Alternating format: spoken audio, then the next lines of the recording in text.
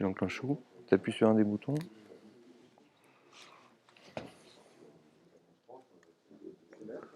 Faut que ce soit vert, c'est ça? Ok, super. Bonsoir, bonsoir à tous. Nous allons commencer cette soirée. Merci, merci à vous d'être présents aujourd'hui. Il est là, c'est bon, ok. Donc c'est une soirée à laquelle nous avons voulu convier les clubs sportifs de la région pour sensibiliser autour de cette question de la commotion cérébrale qui est un sujet d'actualité. Alors je vais peut-être demander à Richard Chemla et Jean-Marc Guillaume tous les deux de venir avec moi sur le pupitre pour dire un mot pour la ville de Nice, parce que cette manifestation est organisée avec le partenariat de la ville de Nice, et donc je les en remercie. Et je remercie aussi toute l'équipe de la maison de l'étudiant pour l'accueil dans cette salle, et Philippe Benedetti pour son aide précieuse dans tous les aspects logistiques. Nous aurons 3 présentations et ensuite une table ronde avec plusieurs personnes qui travaillent dans différents domaines du sport. Et puis bien sûr, c'est totalement participatif et interactif, donc vous pouvez poser des questions quand vous le souhaitez. Qui est-ce qui veut commencer? C'est Richard.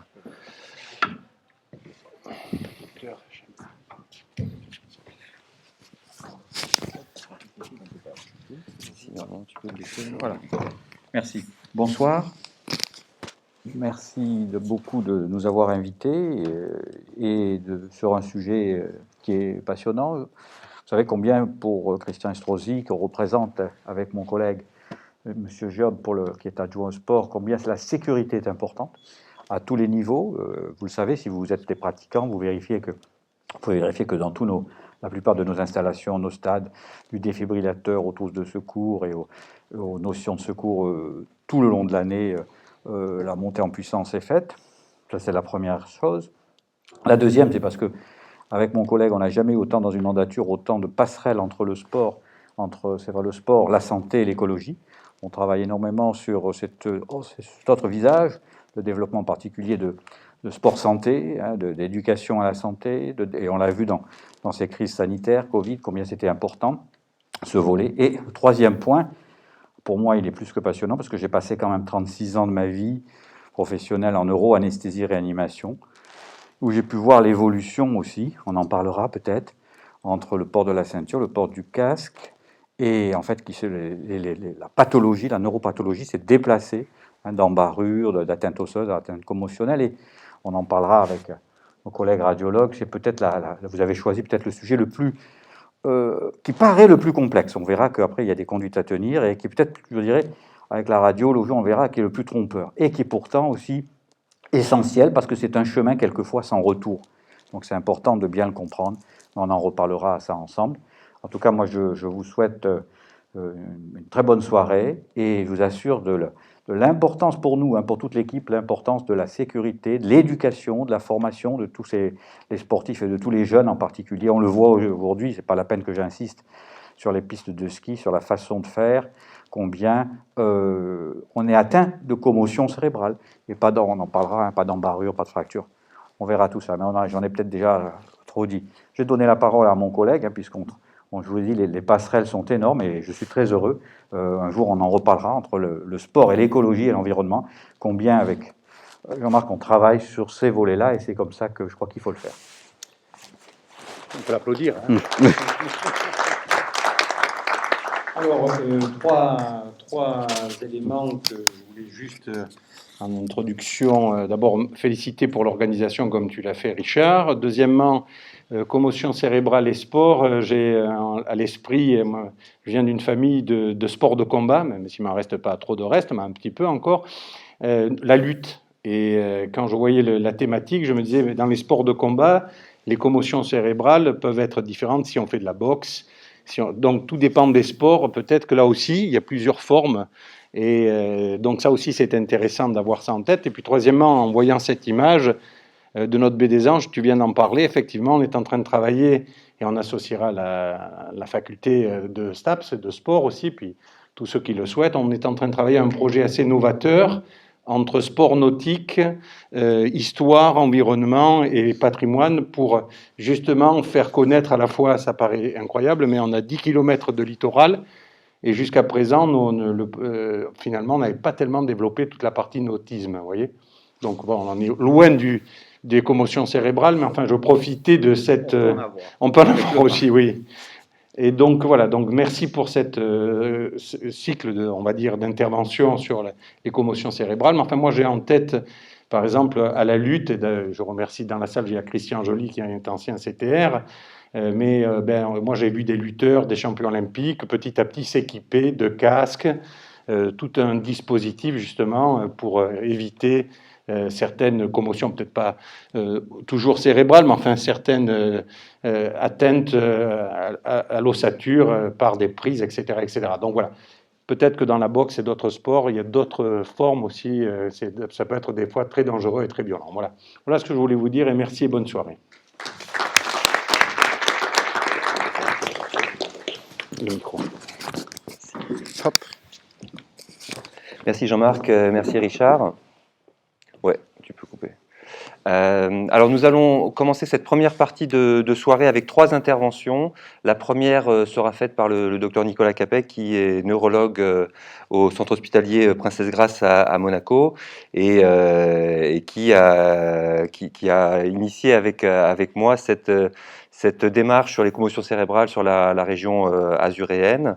Et il va vous parler des mécanismes, des éléments de base sur les commotions pour que les idées soient claires pour tout le monde. Nous aurons ensuite une intervention du docteur Emmanuel Laurent, qui est directeur médical à la Fédération française de football, qui nous fait l'amitié de venir aujourd'hui de Paris et qui vous présentera les données recueillies dans le football qui, a priori, n'est pas un sport exposé, un sport à risque de commotion sévère, mais vous verrez que, et c'est l'intérêt de la soirée d'aujourd'hui, c'est que de nombreux sports peuvent être concernés par la commotion cérébrale, qui sont des chocs qui sont souvent de faible intensité et qui peuvent passer inaperçus. Et donc le football sera un bon exemple pour illustrer ces propos. Et je vous parlerai, pour finir cette première partie, des complications à moyen et à long terme des commotions, et notamment cette forme grave d'atteinte neurodégénérative qui ressemble à la maladie d'Alzheimer. Je veux aussi remercier tous les partenaires qui nous accompagnent dans cette journée, donc l'association Nice Brain, association de recherche azuréenne sur le cerveau, la ville de Nice, l'université Côte d'Azur Nice, qui nous finance, le CHU de Nice et le centre hospitalier Princesse Grace, et puis les clubs sportifs qui ont été présents, l'OGC Nice et l'AS Monaco.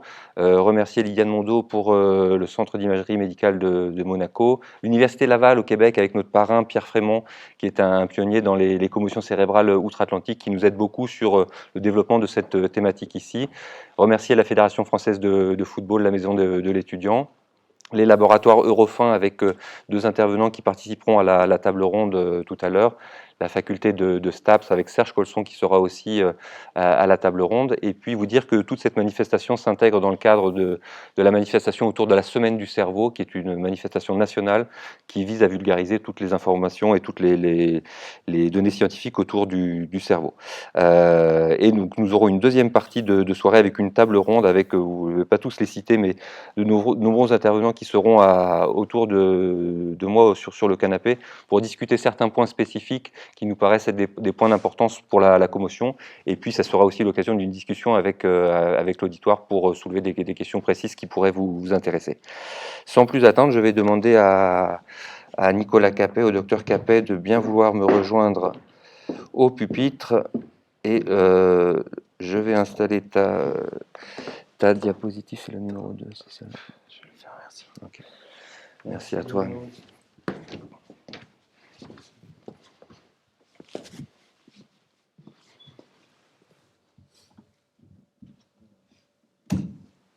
Alors bonsoir à tous.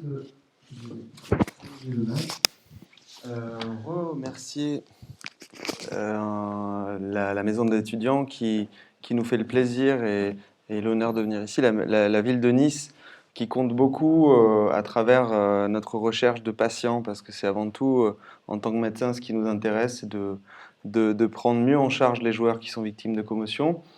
Bien évidemment, les confrères et les collègues avec qui on travaille, on a déjà cité les noms. Les clubs qui sont aussi très ouverts à la discussion et qui veulent aussi contribuer à aider ces joueurs. Et donc l'OGC Nice et l'AS Monaco principalement, avec qui on dépasse peut-être la prise en charge classique, on essaie d'aller vers de la recherche, et ça c'est un aspect très intéressant. Vous verrez que je vous ai mis une petite illusion d'optique qui pour objectif, j'ai pas pu m'en passer en tant que neurologue, a pour objectif de vous, si vous la fixez bien, peut-être de déstabiliser un petit peu, et c'est ce que peut ressentir un joueur commotionné. Ça peut être des choses comme ça qui sont un peu étranges. Vous remarquerez aussi que j'ai mis le logo du Stade Toulousain, parce que c'est mon club de cœur, et c'est à travers le rugby que j'ai appris à comprendre déjà la commotion cérébrale quand j'étais étudiant en médecine. Et puis mon nouveau club actuel, c'est le CHPG, auquel j'ai beaucoup de plaisir de travailler depuis peu maintenant. Et je garde aussi le CHU de Nice dans mon cœur qui m'a formé. Donc tout ça réuni dans cette diapo pour aller un petit peu vite. Alors voilà ce qu'on peut retrouver aujourd'hui dans les journaux, des gros titres avec des événements planétaires comme le Super Bowl, où on est un petit peu loin de ça dans la discussion. Vous allez voir, dans le football, on est plutôt dans le micro-traumatisme.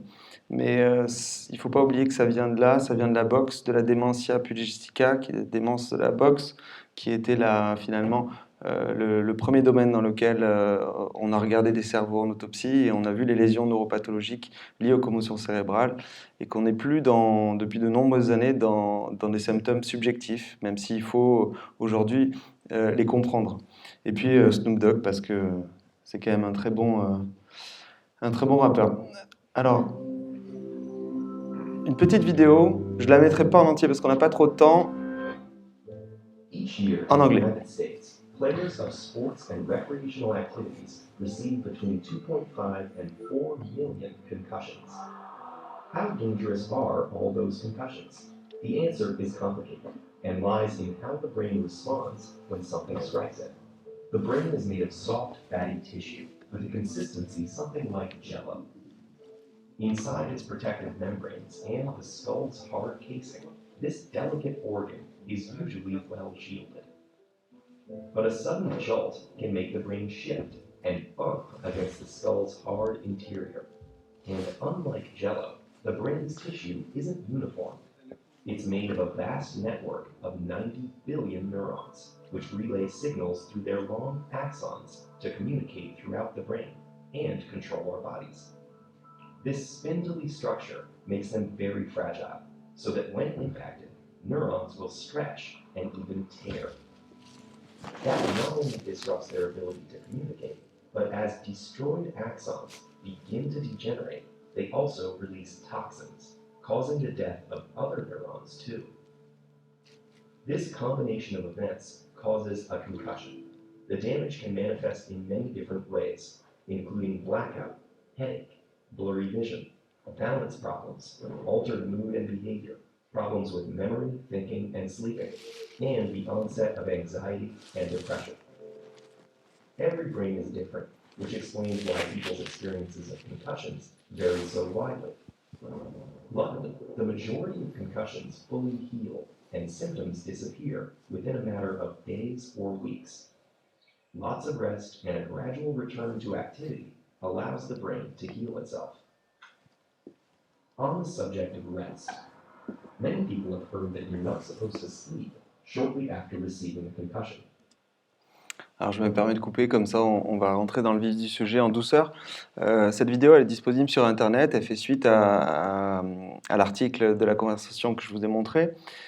C'est quand même de plus en plus médiatisé et elle est très bien faite parce qu'elle balaie à peu près tout ce qu'on va dire sur l'heure qui va venir, de la clinique à la physiopathologie ainsi qu'aux marqueurs éventuels de commotion cérébrale. Alors, il y a des gros journaux dans le sport. J'ai découvert qu'il y avait des journaux avec un impact aussi important que dans la médecine. Et la médecine du sport est très fournie dans la littérature, mais en 2017 et aujourd'hui encore, elle se pose toujours la question on se pose la question de qu'est-ce qu'une commotion. Donc, on a un vrai problème de définition qui, je pense, en tant que scientifique, m'alerte sur la nécessité de travailler, de comprendre pour ensuite effectivement commencer à diagnostiquer cliniquement une commotion, bien, mieux classer, faire des syndromes, ce qu'on a appris grâce à nos maîtres en médecine, et ensuite peut-être parler d'autres choses et aller plus loin. L'épidémiologie, vous aurez Dr Emmanuel Laurent qui va vous en parler un peu plus spécifiquement dans le football. Dans cette vidéo, vous voyez que rien qu'aux États-Unis, il y a plusieurs millions de commotions par an et qui sont largement sous-diagnostiquées. En France, on a été concerné par le rugby, mais aussi les sports de contact. Et on a abordé ça rapidement avec nos adjoints à la mairie. Tout sport, et on est en pleine période d'hiver, peut conduire à des événements dramatiques, et c'est parfois aussi dramatique, des événements anodins qui vont déstabiliser les fonctions cérébrales. Alors vous voyez qu'on parle aussi du cerveau. Le cerveau, il faut garder autant que les commotions qu'on ne comprend pas bien toute la modestie. La modestie qui s'articule autour de plusieurs centaines de milliards de neurones, dont certains sont défaillants, dont certains meurent. Et ça, on ne le comprend pas très bien aujourd'hui. Donc on est vraiment dans un sujet d'actualité, on a cette volonté de sensibiliser, de détecter, de former, de prévenir, harmoniser les pratiques et les protocoles, on en parlera un peu plus, dans tous les sports potentiellement exposés. Quelques mots de physiopathologie simple, il ne faut pas chercher trop compliqué, même si cette physiopathologie est complexe, on peut avoir un choc frontal, on peut avoir des phénomènes de coup contre coup bien connus dans le coup du lapin et des phénomènes un peu plus complexes d'accélération linéaire ou de cisaillement. Tout ça va conduire à des altérations du parenchyme cérebral, des connexions. Donc aujourd'hui, c'est un bon modèle de connectivité cérébrale, les commotions cérébrales. Vous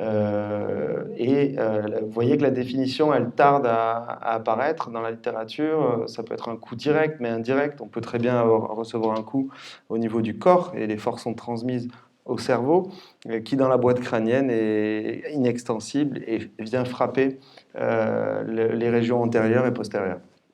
Il peut y avoir une perte de connaissance ou pas, et c'est important de sensibiliser les joueurs au fait que l'absence de perte de connaissance ne signifie pas l'absence de commotion cérébrale. Il est évident que s'il y a une commotion cérébrale avec perte de connaissance, le patient, le joueur doit être pris en charge comme tel, et il ne faut pas retarder les soins à ce niveau.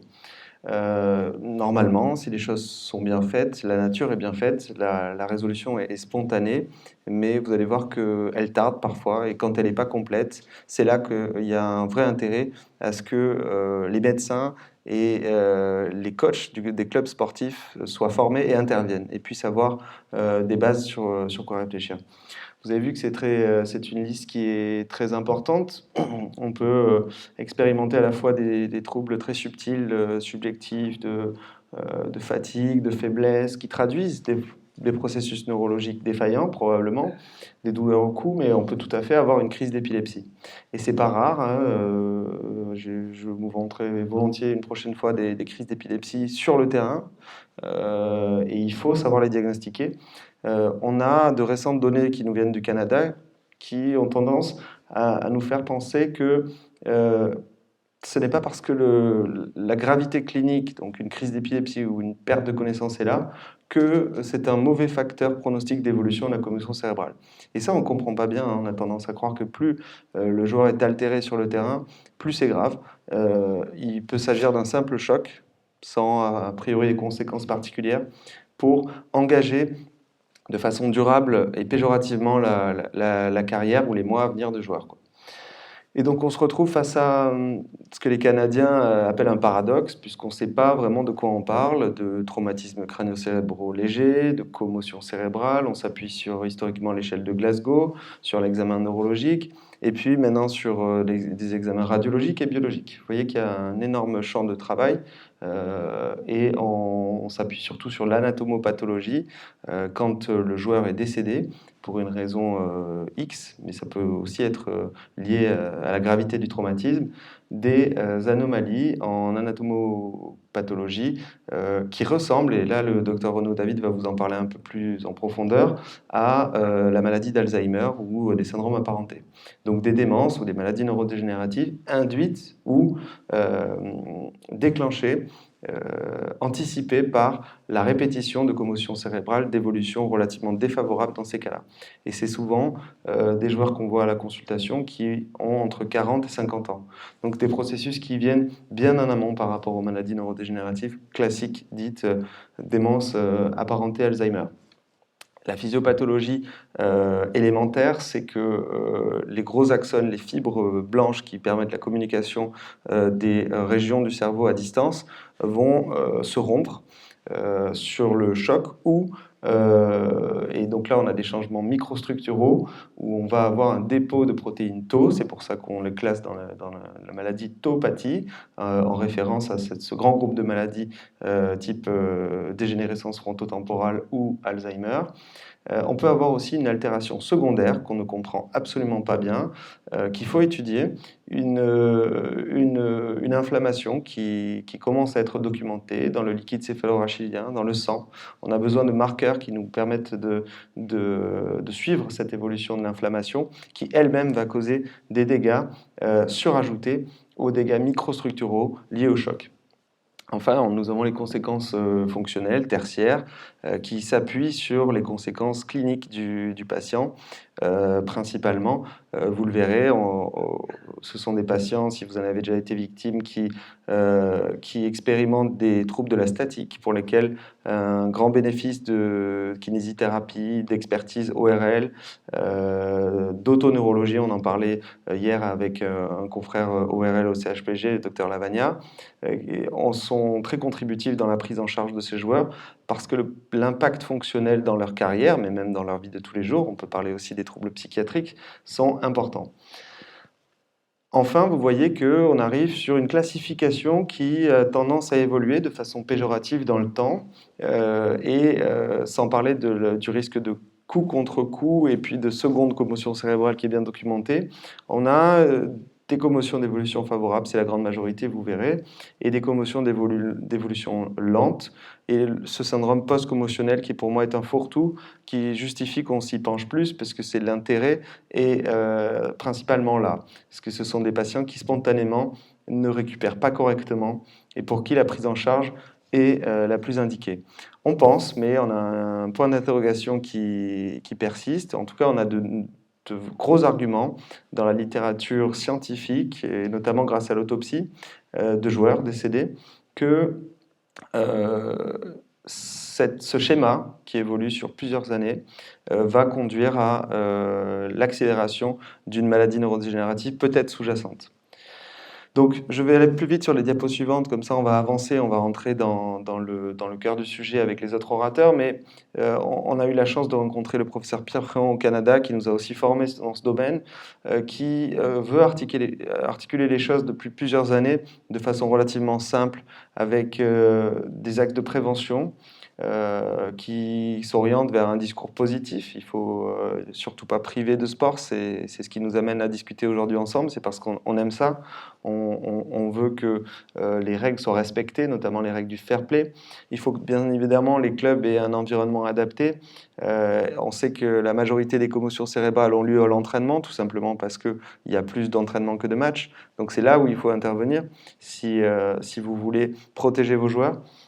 Éliminer les coups à la tête, mais c'est pas forcément faisable dans tous les sports. On n'a pas envie de dénaturer un sport. Notre objectif, c'est d'en conserver ce qui fait l'enjeu. On va rapidement basculer sur la détection. Et la détection, il faut absolument que les gens soient formés. Et pour ça, il faut d'abord respecter des règles simples. Il faut savoir reconnaître une commotion, c'est l'objet de cette présentation en partie. Retirer le joueur pas forcément longtemps. Notre objectif, ça va être de le ramener le plus vite possible dans des bonnes conditions sur le terrain. Il faut le maintenir si c'est nécessaire hors du terrain et il faut aussi surveiller l'apparition de symptômes tardifs. Et ça, on aimerait être accompagné de biomarqueurs radiologiques et biologiques pour nous dire la clinique est dépassée. Aujourd'hui, je suis convaincu que la clinique est en avance sur la technologie et c'est à nous de renverser la donne. On a beaucoup progressé dans ce domaine. On a des outils qui sont extrêmement performants pour aider le sportif, l'environnement scolaire aussi quand on parle de jeunes en milieu de travail. C'est des outils qui sont des échelles simples, vous pouvez les télécharger. Vous pouvez aussi remplir la cotation quand vous avez un doute et puis nous en informer. Ils sont basés sur une évaluation clinique simple, une évaluation des fonctions cognitives, une évaluation de l'équilibre, ainsi que des troubles psychologiques éventuels. Donc vous voyez, c'est pas très compliqué, et c'est absolument pas une batterie de tests qui est longue à faire et difficile à mettre en œuvre. Donc je vous encourage de voir, il y a la version pédiatrique qui s'appelle la Child-CAT. Les 6 paliers à respecter, ils sont bien connus, ils nous viennent en France du rugby, mais dans le football, on les a maintenant, on a les règles qui évoluent. Docteur Oran, il vous en parlera un petit peu plus. Il y a quand même nécessité dans le sport professionnel d'avoir une consultation médicale pour des raisons légales, mais les Canadiens qui ont toujours beaucoup d'avance dans ce domaine ont une consultation pour la grande majorité des joueurs, peu importe leur niveau et leur âge. Et cette consultation a pour but d'orienter une prise en charge quand elle est défaillante. Seulement 10% des commotions sont rapportées comme étant d'évolution défavorable. Donc finalement, ce topo a pour objectif de cibler 10% d'une population et à l'intérieur de cette population, mieux comprendre ceux qui vont moins bien. L'accès aux soins, en fait, c'est le 4e volet qui est important, il est évident, mais il faut que les structures soient là pour accompagner cette prise en charge. Elle s'appuie sur une prise en charge multidisciplinaire où interviennent beaucoup de corps de métiers différents qui ont un intérêt à discuter entre eux et prendre en charge spécifiquement des points qu'on a évoqués, notamment le plus fréquent, c'est un trouble de l'attention et de la concentration qui se rééduque aujourd'hui avec des séances de rééducation neuropsychologique ou orthophonique, mais demain probablement aussi avec des outils numériques. Je passe sur toutes les manifestations, mais chaque symptôme doit être pris en charge. Le 5e point sur lequel cette présentation est orientée, c'est la mise en place ou la création d'un protocole adapté à notre bassin de population. On n'est pas aux États-Unis, on n'est pas au Canada. On a besoin de faire avec ce qui se fait déjà et travailler sur ce qui se fait pas bien. Et ça, c'est une réflexion qui doit être menée. J'ai cité beaucoup de médecins, mais je pense que beaucoup de corps de métier doivent être impliqués dans ça. Et on pourrait en faire la liste. Cette réflexion, elle va amener à actualiser notre protocole en fonction des moyens. Et je pense par exemple au milieu scolaire et parental, qui justifie qu'on les informe grâce à des documents comme celui-ci, qui permettent d'avoir les idées claires. Notamment sur des préjugés, comme on a vu en fin de vidéo, le préjugé de ne pas dormir après une commotion, ça c'est tout à fait dépassé. Un petit mot d'avenir, et j'abrège un petit peu. On a l'objectif de comprendre un peu mieux ces commotions cérébrales.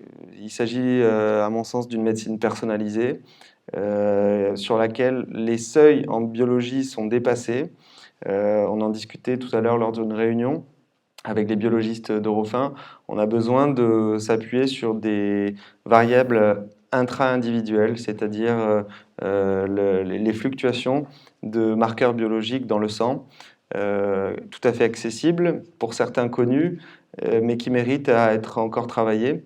Et puis, j'encourage ceux qui ont des questions aussi à poser au docteur Lydiane Mondeau par rapport aux aspects radiologiques, parce que la neuroradiologie bénéficie depuis une vingtaine d'années d'énormes progrès grâce à l'IRM cérébral. Je ne parlerai pas de l'électrophysiologie avec l'étude des ondes cérébrales, de l'activité électrique du cerveau, mais aujourd'hui, on est capable en imagerie de visualiser des faisceaux, les faisceaux d'axones dont je vous parlais, de substances blanches, qui sont détruits par certains traumatismes qu'on ne voit absolument pas sur les outils d'imagerie classiques, type IRM structurel ou scanner, qui restent des outils très limités. On les a fait longtemps. Patient qui a une commotion, il arrive aux urgences, scanner, IRM, normal. On était les premiers à se dire on va trouver quelque chose. Et en fait, on est tombé dans le piège où on n'a pas les bons outils, même s'ils sont très performants. On n'a pas les bonnes séquences et on n'a pas une expertise assez importante dans l'expérience du traitement du signal en IRM, du post-traitement. Et ça, c'est très complexe. Et on est en train d'y réfléchir avec la collaboration CHU-CHPG. Voilà, notre objectif, c'est d'aider ces joueurs et surtout de profiter du sport. Et c'est pour ça qu'on est aussi passionné par ce sujet. Et j'invite du coup le deuxième orateur, Dr Emmanuel Laurent, à venir nous parler spécifiquement de ces aspects dans le football. Merci beaucoup.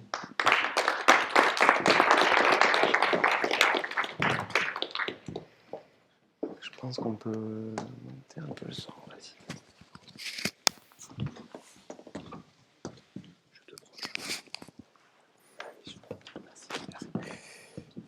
Bonsoir, merci pour cette invitation aux organisateurs et à la ville de Nice. Merci de donner la parole à la Fédération française de football.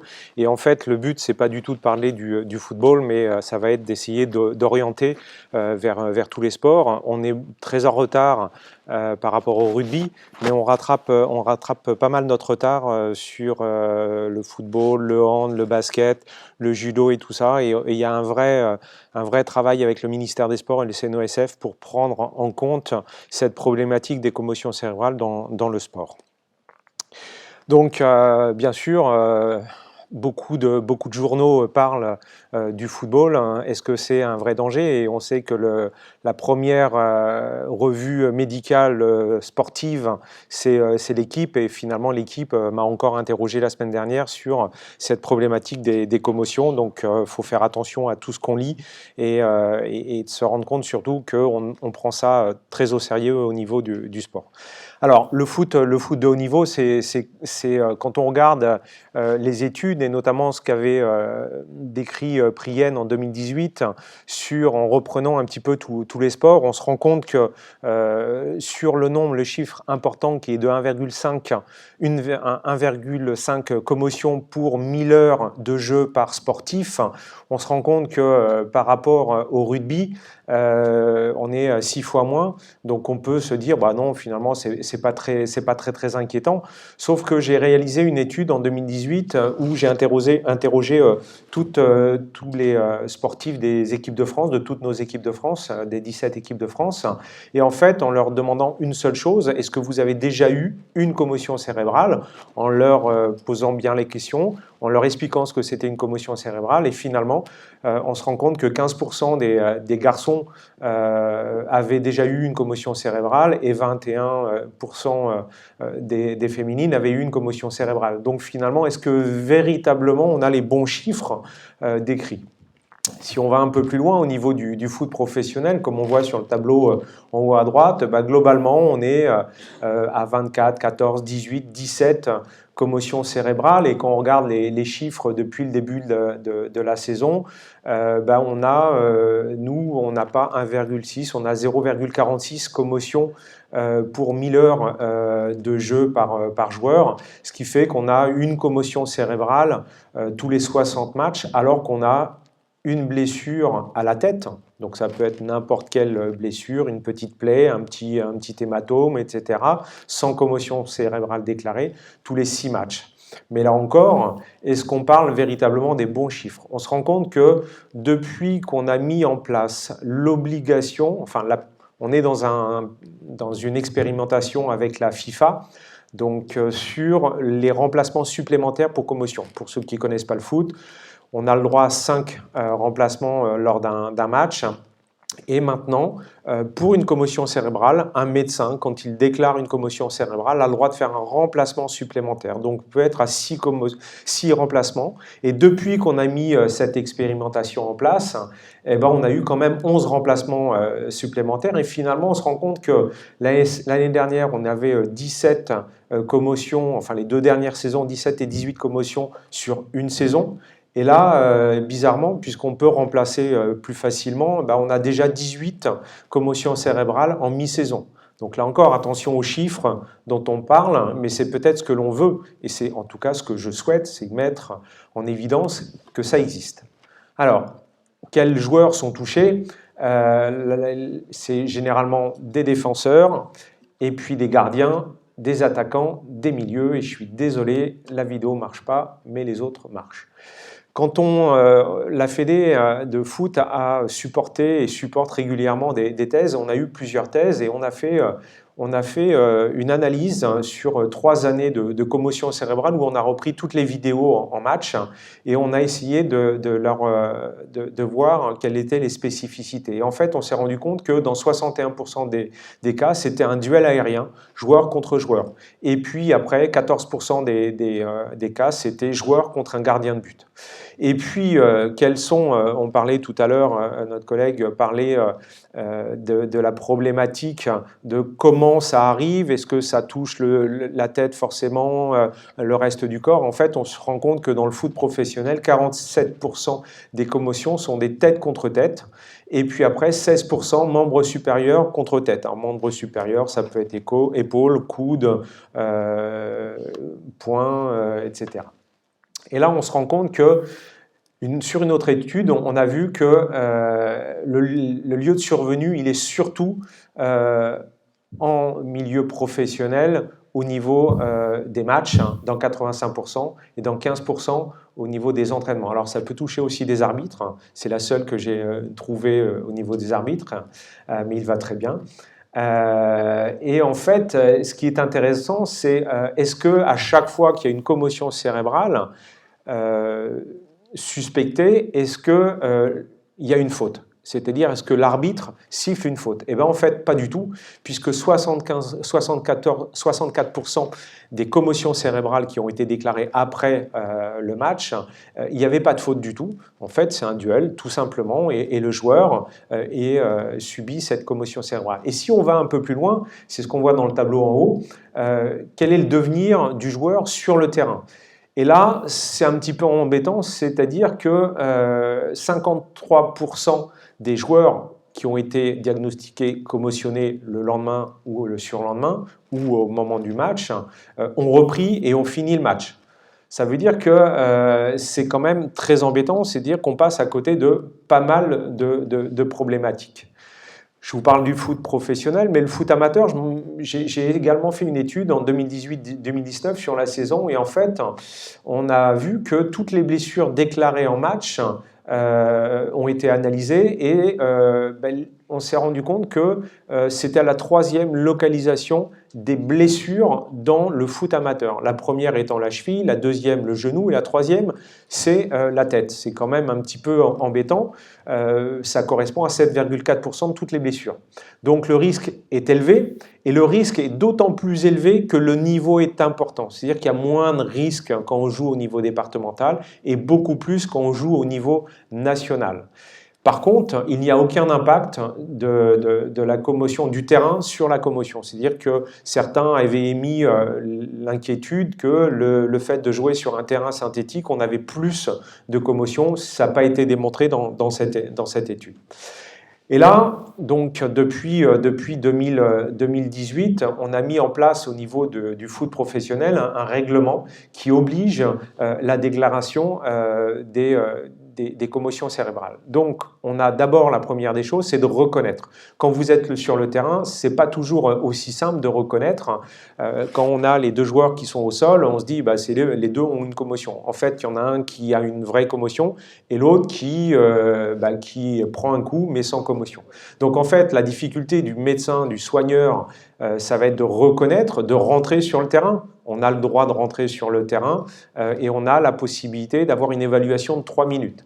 Et puis, notre but, ça sera d'avoir des préconisations, des conseils avant d'envisager un retour au terrain.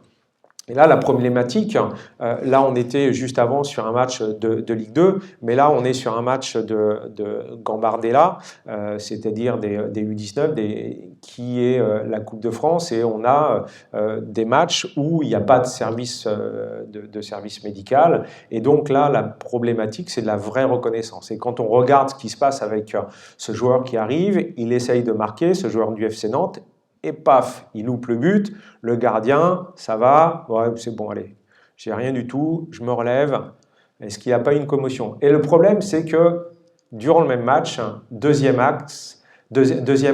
traumatisme, et là, il ne s'est pas relevé, il y a eu changement. Donc, la problématique, c'est vraiment de reconnaître, d'évaluer, de savoir évaluer le joueur, mais là, je ne le décris pas, mais ce n'est pas obligatoirement un médecin, ça peut être le collègue, ça peut être l'éducateur, ça peut être n'importe qui prend la décision de dire attends, là ça va pas, on a expliqué tout à l'heure, on va revoir tous les petits signes, tu as des signes, on sort, il n'y a pas de problème. Donc normalement on a 3 minutes pour prendre la décision, sauf si il y a des risques beaucoup plus importants, notamment au niveau cervical, où on a un peu plus de 3 minutes. Il faut avoir en tête que tout ce que l'on essaye d'avoir, c'est entre guillemets une petite enquête policière, c'est ce que l'on voit quand on est sur le bord du terrain, mais également ce que l'on nous dit. Il y a des gens qui l'ont entendu dire des choses, il y a des gens qui l'ont vu, il y a des gens qui étaient des joueurs qui étaient juste à côté. Et donc, il faut aller rechercher tous les petits symptômes qui ont été décrits tout à l'heure, sachant que le fait d'avoir une perte de connaissance, c'est seulement 10% des cas. Alors, vous voyez là, mais vraiment rien du tout. Match de Ligue 2, le capitaine vient voir, allez, hop, allez, réveille-toi, allez, une petite baffe, allez, une deuxième petite baffe, et le soigneur qui commence à rentrer. Donc finalement, on n'a pas encore reconnu la commotion, et les autres joueurs n'ont pas non plus reconnu, et puis allez, une baffe, deux baffes, et on y va.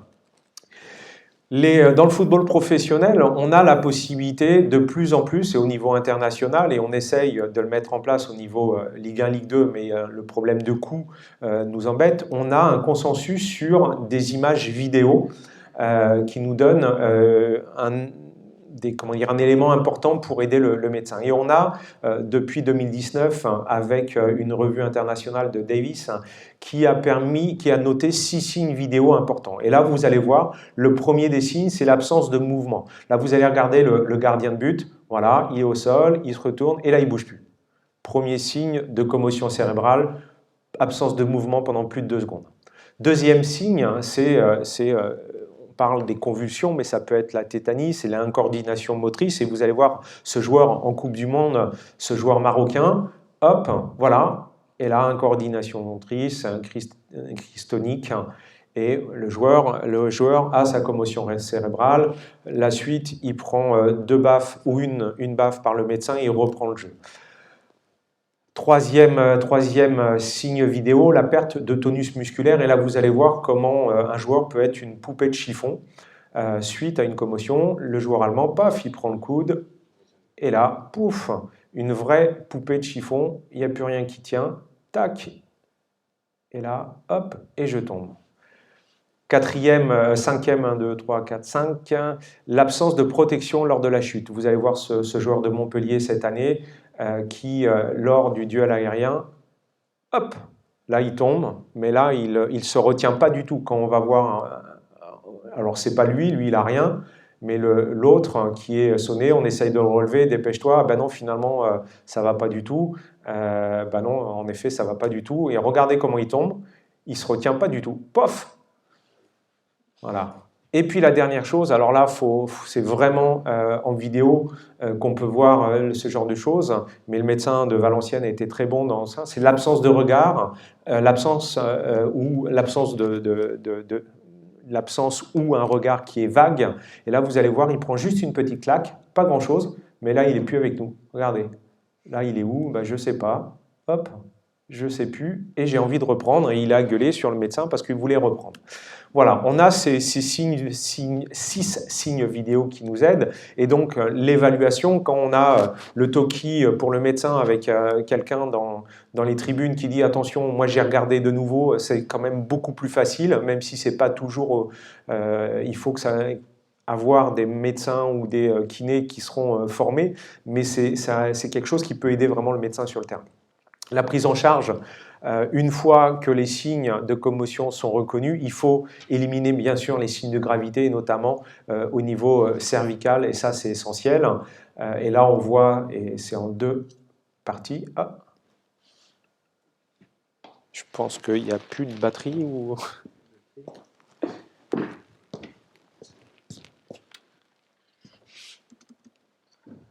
T'as un chargeur, Nicolas, ou pas?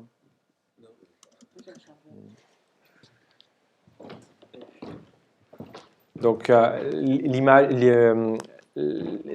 l'intérêt, c'est surtout d'éliminer les choses graves pour éviter que le joueur ait envie de reprendre, et on va le voir quand on aura la vidéo qui va reprendre. Là, en 2 temps, vous allez voir que le joueur, il n'est pas bien du tout, il est au sol, il ne réagit pas du tout, et puis après, il va reprendre, il va vouloir reprendre le jeu, et c'est un petit sketch en 2 parties. Donc, véritablement, c'est très compliqué pour le médecin de terrain. Alors, imaginez au niveau du sport amateur, quel que soit le sport, que ce soit du hand, du basket, du football, même du judo, des sports de combat, etc. C'est très compliqué quand on a un médecin. Donc, quand on n'a pas de médecin, il faut qu'on ait des personnes qui soient formées. Il faut qu'on ait des personnes à côté, et donc on ait des informations pour que tout le monde soit au courant de ce qui peut se passer, et que les conséquences, comme on va le voir, les conséquences à court, moyen et long terme doivent être envisagées. Et ça, c'est toujours c'est l'affaire de tous. Il faut qu'on soit tous conscients que si on veut éviter d'avoir ces syndromes commotionnels à distance, et on a des populations à risque avec notamment les enfants et également les jeunes femmes, ces 2 populations très à risque où il faut véritablement qu'on ajoute une prudence excessive.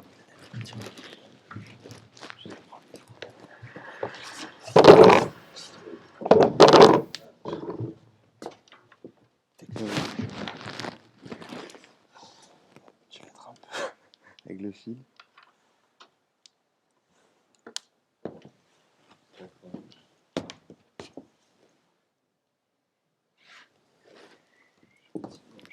Il n'est pas là, le mec de la régie? Alors normalement, la personne de la régie était pas loin, mais pas loin où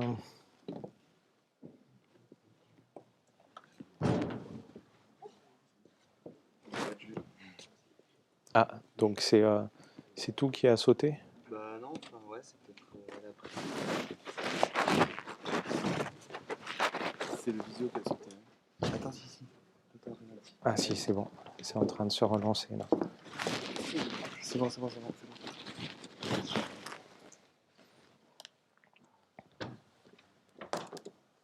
Désolé. Ouais, c'est bon. Alors, voilà, hop. Donc on voit le joueur uruguayen en Coupe du Monde qui est au sol, on va le revoir un peu mieux. Il prend le genou sur la tête et le joueur va pas bien du tout. Sauf que l'évaluation a été faite. Donc rapidement, c'est des évaluations, l'échelle de Glasgow, les tests de Madoc, des petits tests de terrain tout simples que l'on peut faire. Hein, donc on a 3 minutes pour faire tout ça. C'est le fait de tenir 20 secondes sur une jambe et puis de marcher très rapidement sur 3 mètres sur une ligne de touche. C'est très facile. Et une fois qu'on a cette évaluation, qu'on est sûr que tout va très bien, le joueur il peut rentrer. Mais si on a le moindre doute, à ce moment-là, il faut pas risquer. Et vous voyez les suites de ce joueur qui va pas bien du tout, qui a pris le genou. Donc, les secours arrivent, le médecin de l'équipe nationale arrive. Ça va, non, ça va pas bien. Et ça prend quelques minutes. Finalement, on le sort. Et là, le médecin qui dit tu sors et le joueur qui dit non mais ça va pas, je ne sors pas du tout, j'y retourne. L'entraîneur qui dit allez t'es un guerrier, t'y retournes parce que c'est un match de Coupe du Monde et donc on gagne 1-0, t'es un défenseur et puis il y est retourné sans aucun problème. Donc une fois qu'on a notre évaluation, ça marchait, ça marche plus. On va y arriver.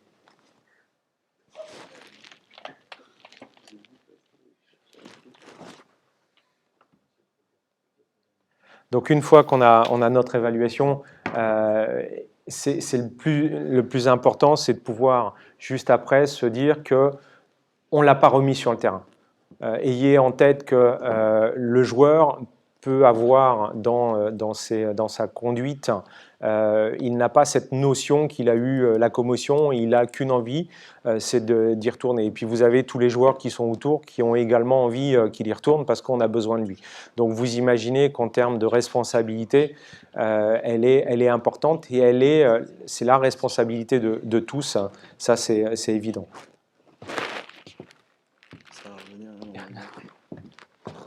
Ça revient, c'est bon. Et donc, le but, c'est une fois qu'on l'a retiré, de faire comme au rugby, sauf que nous, on n'a pas les 10 minutes pour analyser le joueur. Donc, nous, une fois qu'on l'a sorti, là, on a les 10 minutes pour faire le 4-5 comme dans le rugby. Et puis, on aura cette prise de décision qui sera très claire sur les jours qui suivent. Il y a de plus en plus de nombreux outils d'évaluation, le NeuroTracker qui est utilisé. En fait, chaque expert commotion a un petit peu ses tests, mais il faut avoir en tête qu'un test de base en début de saison peut aider énormément à la prise de décision. C'est intéressant de pouvoir se comparer à quelque chose de précis. Et puis après, ça sera de conseiller sur 48 heures, surtout faire en sorte que la personne ne fasse rien. Donc dans le foot professionnel, c'est pas compliqué puisque le médecin est là. Dans le foot amateur, c'est très très compliqué. La problématique, c'est l'imagerie cérébrale morphologique conventionnelle, ce qu'on peut avoir à l'hôpital avec les radios, le scanner. Sur une commotion au tout début, ça ne nous aide pas, sauf quand on a des red flags, c'est-à-dire des choses très graves où on va essayer d'aller rechercher des anomalies.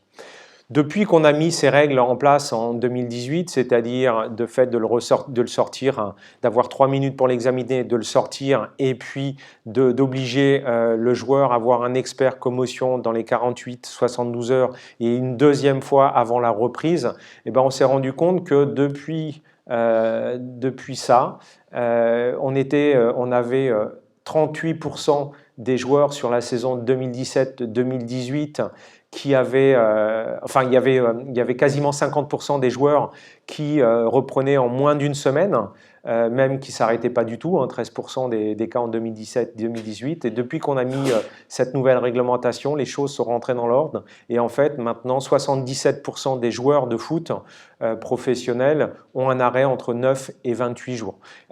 Pour tous ceux qui ont été remplacés par les nouvelles règles de la FIFA, maintenant, ils ont tous repris entre 14 et 21 jours.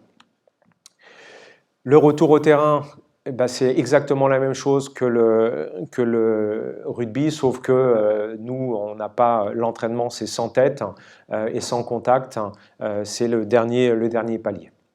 Les risques à court terme, et ça, c'est ce qui parle aux entraîneurs, aux joueurs, ce sont l'altération des performances sportives. Si vous dites aux joueurs et à l'entraîneur, il va être mauvais sur le terrain parce qu'il va perdre en force, il va avoir un système visuel, postural et tout ça qui ne va pas être bon, donc il va être moins compétent sur le terrain, ça parle. Deuxième chose, c'est les syndromes commotionnels, les maux de tête qui persistent, les troubles du sommeil, les troubles de l'humeur, la sensibilité commotionnelle. Après, on met une tête dans le mois qui suit, on a des maux de tête pendant quelques jours. Le syndrome du second impact, ça commence à être décrié, mais il faut savoir l'expliquer également. Et puis surtout, le risque d'autres blessures qui a été augmenté et a été analysé. Et on a 50% d'augmentation de risque de blessure après une commotion dans le mois qui suit. Donc ça, c'est des choses qui parlent. Donc dans le football, quelles sont les préventions? Déjà, les modifications des règles. En 2006, le fait qu'on n'ait plus le droit de jouer la tête en mettant le coude sur la tête de l'autre, ça a limité véritablement le nombre de commotions cérébrales. Et il y a tout un tas de nouvelles règles qui sont en train d'être analysées par la FIFA et l'UEFA. Mais les meilleures règles, c'est d'abord, de connaître et de reconnaître la commotion et de savoir, retirer le joueur et 3, savoir le prendre en charge dans les jours et dans les semaines qui suivent. Les autres commotions, est-ce qu'elles peuvent être gérées par le casque ? Comme on le voit, finalement, non dans le football. Les études n'ont pas démontré qu'il y avait une vraie diminution du risque. Le collier de compression de la veine jugulaire qui a été pas mal utilisé dans le foot féminin américain, finalement, ils n'ont pas continué. Le protège-dents, ça protège pour les traumatismes orofaciaux, mais pas des commotions cérébrales. Le rugby est à la pointe sur la nutrition et l'utilisation de certaines acides aminés pour prévenir. Donc là, c'est encore une fois des recherches, mais on a peut-être des choses qui viendront.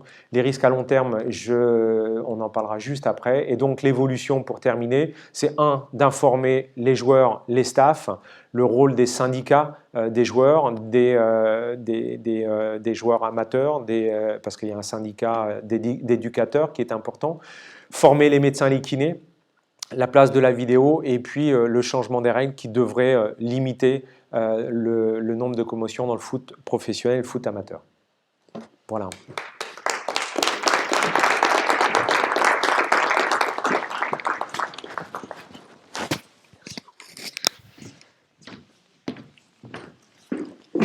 Merci beaucoup Emmanuel. Alors je vais essayer de ne pas tout débrancher comme tout à l'heure.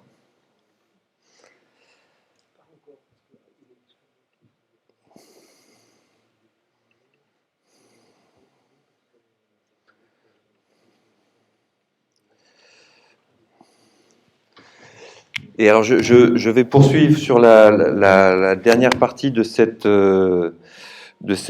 série de présentations un peu magistrales pour vous parler des conséquences à moyen et à long terme sans rentrer trop dans le détail non plus.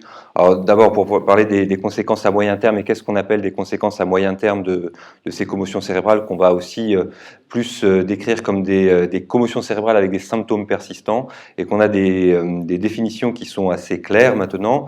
C'est la persistance de symptômes avec toute leur pluralité sémiologique, comme ça a été décrit précédemment, des symptômes cognitifs, des symptômes psychocomportementaux et d'autres encore vestibulaux ou moteurs.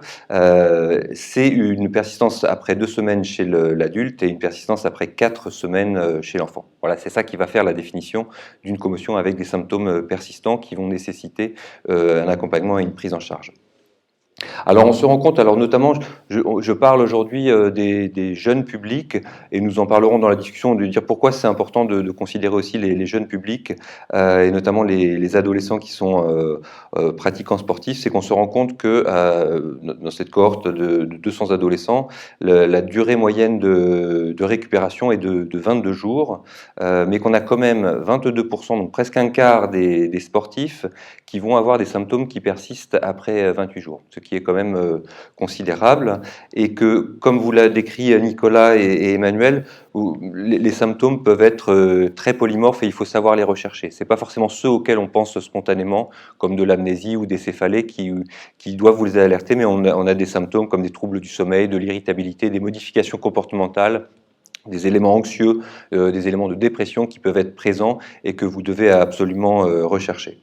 Alors dans cette méta-analyse, donc une méta-analyse, c'est un regroupement d'ensemble d'études, on se rend compte que les facteurs associés à une récupération lente, c'est la sévérité des symptômes au stade aigu et subaigu, c'est le fait d'avoir des céphalées et des éléments de dépression qui sont très marqués, et puis c'est aussi éventuellement des antécédents personnels, notamment de pathologies mentales ou de troubles mentaux. Et on voit que ça a pu avoir un impact. C'est quelque chose qu'on a constaté avec Nicolas Capet sur les joueurs qu'on a pu voir sur la région, c'est que il y a certains joueurs qui vont être plus à même de faire des commotions que d'autres, et on se pose la question de pourquoi, et qu'il y a des facteurs de personnalité qui peuvent jouer. On sait un autre élément qui rentre en ligne de compte, c'est notre capacité de résilience, c'est-à-dire capacité à rebondir après des événements difficiles. Et bien on se rend compte que les sportifs, et notamment les enfants avec des hauts niveaux de résilience, sont des adolescents qui vont avoir moins de symptômes. Et à l'inverse, ceux qui ont des bas niveaux de résilience sont ceux qui vont avoir des symptômes persistants dans le temps après une commotion. Alors pour illustrer un peu ce qui a été dit aussi tout à l'heure sur qu'est-ce qu'on a comme marqueur objectif, l'imagerie, comme a dit Emmanuel et comme a dit Nicolas, en routine, souvent elle est normale pour des traumatismes légers, mais si on va chercher vraiment en détail avec des techniques pointues d'imagerie, on se rend compte qu'on arrive quand même à mettre en évidence des lésions des axones, donc les fibres nerveuses. Alors vous voyez sur deux types d'images, je ne sais pas dans un contexte sportif, mais des images qui ont été faites 2 semaines et 16 mois après une commotion, et bien on voit que dès 2 semaines après une commotion, on peut mettre en évidence, si on le cherche réellement, des petites anomalies au niveau des fibres nerveuses à l'imagerie, avec des techniques quand même assez élaborées. Et ça, c'est pas quelque chose qui est fait en routine, et dans la discussion de tout à l'heure, on pointera peut-être aussi le fait qu'on peut avoir des marqueurs cliniques de récupération qui sont rassurants pour tout le monde, et que parfois, c'est quand même le signe aussi qu'une souffrance cérébrale persiste, mais qu'on n'arrive pas à la mettre en évidence. D'où l'intérêt des marqueurs d'imagerie, des marqueurs biologiques, et ça sera un point de discussion qu'on aura après. Très vite, je vais parler de cette évolution à long terme qui est péjorative, alors qui est rare, hein, mais il faut quand même l'aborder, c'est cette notion d'encéphalopathie chronique traumatique. Et vous voyez, c'est une notion qui est assez récente dans la littérature, parce qu'en 2010, on avait 10 articles publiés au niveau scientifique, on en est à 159 en 2019, et c'est quelque chose qui est pris en considération aussi par les scientifiques. Et d'un point de vue historique, c'est pourtant quelque chose qui est assez ancien dans la description, puisque dès les années 30, on avait un médecin passionné de boxe qui décrivait ce punch drunk des boxeurs, et vous voyez qu'il est décrit comme des boxeurs qui étaient devenus avec des comportements comme des enfants, avec des éléments de démence, des difficultés de langage et des difficultés de maintien de l'équilibre. Un peu plus tard, on va décrire la démence pugilistique dont vous avez déjà entendu parler. Vous voyez que cette démence, elle comporte des troubles cognitifs et des troubles psychiatriques, qui sont souvent les premiers éléments de la symptomatologie qu'on peut retrouver. Dans un deuxième temps, on peut avoir aussi des troubles du comportement avec des éléments un peu perturbateurs de type sociopathie, et puis des éléments moteurs comme un état parkinsonien, et plus tard en fait se développe une vraie démence avec des éléments parkinsoniens aussi.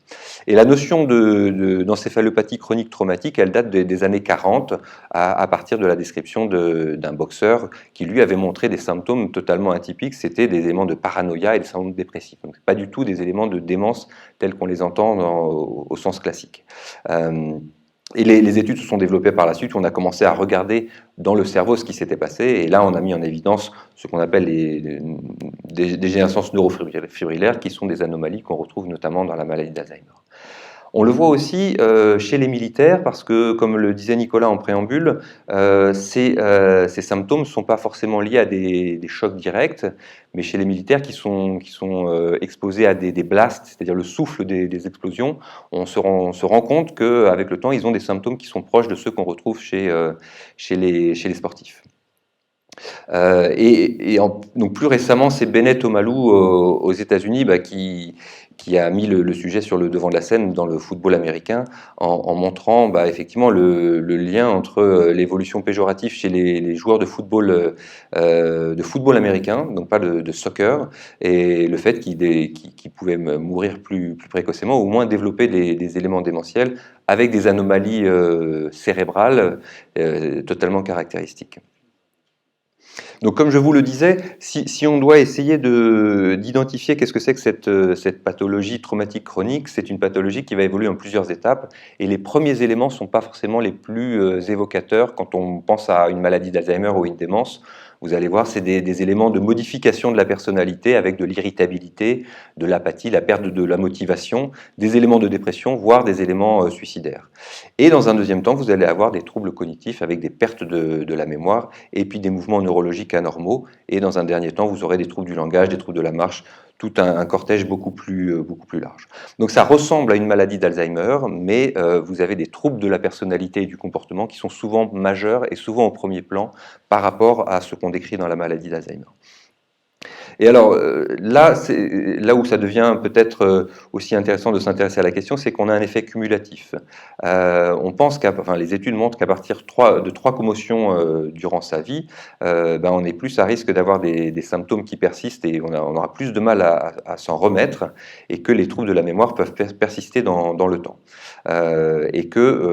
Alors c'est sur une autre étude, oui c'est celle qui vient après, le lien entre cette encéphalopathie traumatique et le sport professionnel, on se rend compte que par exemple dans le domaine de la boxe, elle touche en principe 20% des boxeurs professionnels avec un âge de début qui est assez précoce, donc aux alentours de 43 ans, mais c'est surtout le fait que ces symptômes pourraient survenir environ 10 ans après l'arrêt de la pratique sportive. Donc, quand on sait que les carrières sont pas très longues, vous voyez à quel délai on peut s'exposer à ce type de pathologie. On avait une enquête suédoise intéressante qui s'était intéressée aux jeunes de 18 ans qui étaient engagés dans l'armée, et puis on avait mesuré tous ceux qui avaient eu des traumas crâniens, qu'ils soient légers ou sévères, et ils avaient quand même pu identifier que le fait d'avoir des traumas crâniens sévères augmentait de presque 2,5 fois le risque d'avoir une pathologie neurodégénérative du sujet jeune, et que c'était un peu moins pour des traumatismes légers, mais le fait qu'ils puissent être répétés, voire uniques, augmentait quand même ce risque de développer une pathologie neurodégénérative. Alors si on doit résumer pour avoir des idées très claires de qu'est-ce que c'est que cette anomalie neurodégénérative dont on parle, c'est déjà une atrophie des régions frontotemporales. Ça veut dire que vous allez avoir un cerveau qui va diminuer de volume dans les régions du devant et du côté. Et puis d'un point de vue biologique, vous allez avoir une accumulation dans le cerveau d'une protéine anormale qui s'appelle la protéine tau phosphorylée, qu'on retrouve dans les tauopathies dont parlait Nicolas et qu'on retrouve dans la maladie d'Alzheimer. Alors de manière intéressante, c'est que toujours on cherche à comprendre, finalement quand on a une maladie neurodégénérative, est-ce que c'est une maladie d'Alzheimer, est-ce que c'est dû à une exposition au sport par exemple. On se rend compte qu'on arrive à dissocier par exemple sur cette analyse de la protéine phospho-tau, ceux qui vont avoir une forme très en lien avec une maladie liée au sport et ceux qui vont avoir une forme de phospho-tau plus en lien avec une maladie d'Alzheimer. Donc on commence à avoir des prémices de marqueurs qui nous aident peut-être à faire le distinguo entre les deux. Et donc pour être assez général, ces anomalies caractéristiques qu'on appelle les dégénérescences neurofibrillaires, ce sont des anomalies de la protéine tau qu'on retrouve à l'intérieur des neurones, et en parallèle vous pouvez avoir des dépôts de protéines anormales qu'on appelle les plaques amyloïdes, liées à une protéine amyloïde qu'on va retrouver à l'extérieur des neurones. Tout ça dans le cerveau, bien évidemment, et ces deux anomalies sont les anomalies caractéristiques actuellement de la maladie d'Alzheimer. C'est pour ça qu'on a souvent tendance à faire l'analogie entre ces deux entités, même si dans l'encéphalopathie chronique traumatique, on a d'autres protéines qui sont vraiment, elles, plus caractéristiques. Alors, un élément qui me paraissait intéressant et qui est assez récent, parce que c'est un article du 18 février, donc il est vraiment d'actualité, c'est aussi le lien qu'on peut avoir avec l'inflammation chronique du cerveau. Et on s'est rendu compte dans ce travail proposé par Robert Vink que le traumatisme va induire la libération d'un neuropeptide qui s'appelle la substance P. Et ce neuropeptide va avoir deux actions potentielles, une action sur la genèse progressive de ces neurodégénérescences, de ces dégénérescences neurofibrillaires, mais aussi sur l'activation de tout un circuit de l'inflammation cérébrale, avec alors vous n'êtes pas forcément familier avec ces notions, mais des notions de cytokines qu'on appelle l'interleukine 1, l'interleukine 6, qu'on retrouve dans de nombreux processus inflammatoires, et qui est aussi une voie intéressante d'exploration, à la fois à visée diagnostique, mais à la fois à visée thérapeutique. Alors si je devais garder quelques messages avant de vous convier à la table ronde et aux séances des questions, c'est que voilà, la commotion cérébrale avec symptômes persistants c'est 2 semaines, plus de 2 semaines chez l'adulte, plus de 4 semaines chez l'enfant, que pour le moment, malheureusement, on a assez peu de marqueurs objectifs en routine pour dire quand est-ce qu'une commotion cérébrale va avoir des symptômes persistants. Donc on va se baser sur la clinique, que la clinique parfois peut nous mettre en défaut, mais que si on prend le soin de bien rechercher ces symptômes, on doit pouvoir les trouver, et que la prise en charge, elle doit absolument être pluridisciplinaire. Et c'était un peu le sens de cette réunion d'aujourd'hui, c'est que Nicolas Capet et moi-même, on est dans notre cabinet à l'hôpital, on reçoit les commotions qu'on nous adresse, mais il faut qu'on nous les adresse et on a besoin de travailler avec les clubs pour pouvoir reconnaître ces commotions et pouvoir travailler dans une filière de soins globale du début de la commotion jusqu'au retour sur le terrain de manière totalement coordonnée. Et que si vous devez retenir quelque chose, quelques éléments sur ces commotions cérébrales avec un effet très tardif comme l'encéphalopathie chronique traumatique, eh ben c'est que les symptômes sont vraiment polymorphes et que vous avez une composante psychocomportementale qui est très très marquée et qui est peut-être un peu atypique par rapport à la notion qu'on se fait habituellement des démences et de la maladie d'Alzheimer. Si je vous pose la question qu'est-ce que c'est qu'une maladie d'Alzheimer, la plupart va me dire c'est quand on ne sait plus où on a mis les clés de la voiture, et on va me dire que c'est quand on commence à avoir des éléments de dépression. Et que c'est important de pouvoir aussi rechercher ces éléments favorisants. On voit que l'effet cumulatif des commotions cérébrales est marqué et que cet effet cumulatif, il peut survenir pour des commotions de faible intensité. Et c'était aussi le sens de la réunion d'aujourd'hui, c'était de convier tous les acteurs, les clubs sportifs de la région qui, pour certains, doivent peut-être se demander pourquoi on les a invités, pourquoi on les a conviés, mais que certains sports ne sont pas forcément a priori exposés, mais que des mécanismes peuvent mimer la commotion cérébrale, que ce soit un choc direct ou un choc ou quelque chose d'indirect, comme une décélération brutale, tous les mouvements dont parlait Nicolas en préambule. Voilà, c'était et puis rechercher des antécédents, bien évidemment, notamment des antécédents de santé mentale qui peuvent être des facteurs péjoratifs pour l'évolution des commotions. Merci à vous, et je vais alors convier plusieurs personnes. Et alors Philippe Benedetti, je ne sais pas, merci Philippe, si vous pouvez rallumer un tout petit peu la lumière derrière. Et puis alors je vais demander donc à Lydiane Mondo, docteur Lydiane Mondo, de venir nous rejoindre sur les magnifiques canapés qui sont là-bas, qui va représenter le centre d'imagerie médicale de Monaco, Emmanuel Laurent pour la Fédération française de football, donc Nicolas bien évidemment, Stéphane Ségard et Hervé Fontanet pour le laboratoire Eurofin, Jean-Philippe Gilardi pour l'OGC Nice, directeur médical à l'OGC Nice, Sylvain Blanchard, je crois qu'il n'est pas là pour l'AS Monaco, Serge Colson pour le STAPS UFR Nice, Richard Chemla, si tu es d'accord, et Jean-Marc Guillaume également, si tu le souhaites, Pierre Lavagna. Bonjour Pierre.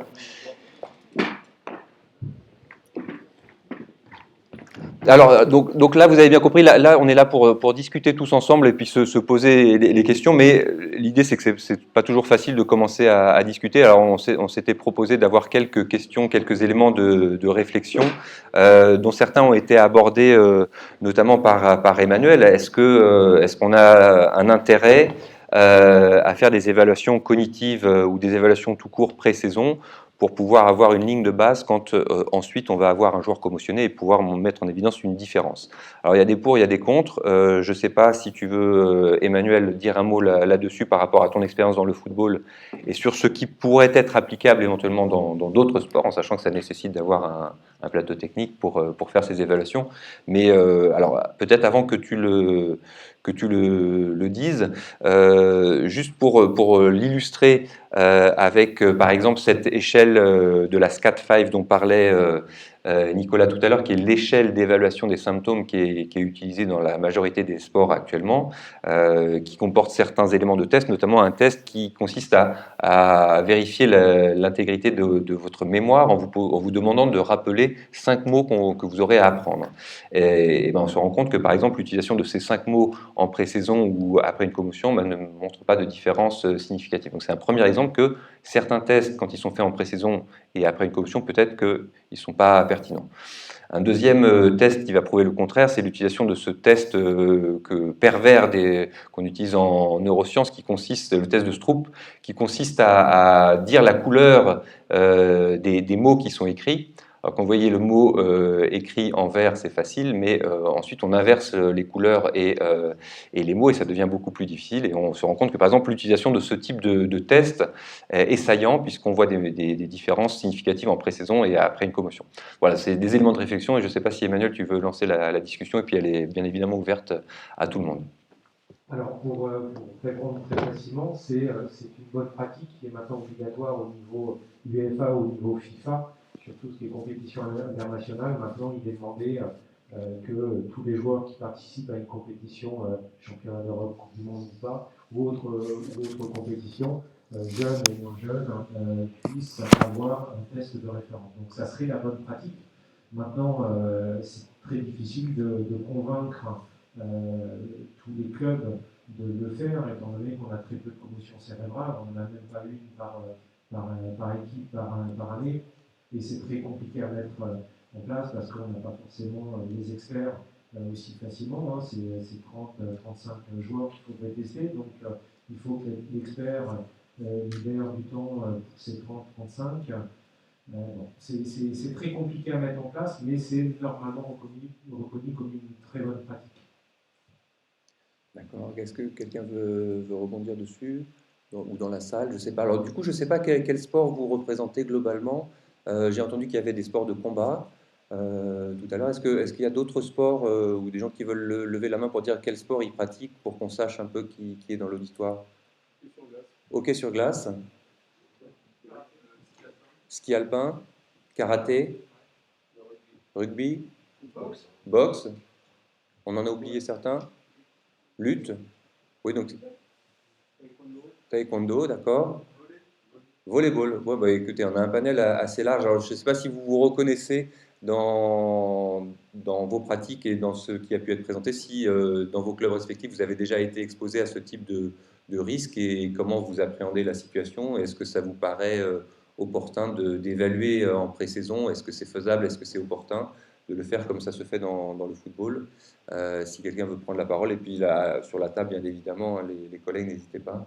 Alors, au niveau du sport, j'ai une question hein, pour tous les sports amateurs qui sont représentés. Est-ce que c'est facile d'avoir des consultations au début de saison à Nice tous les ans?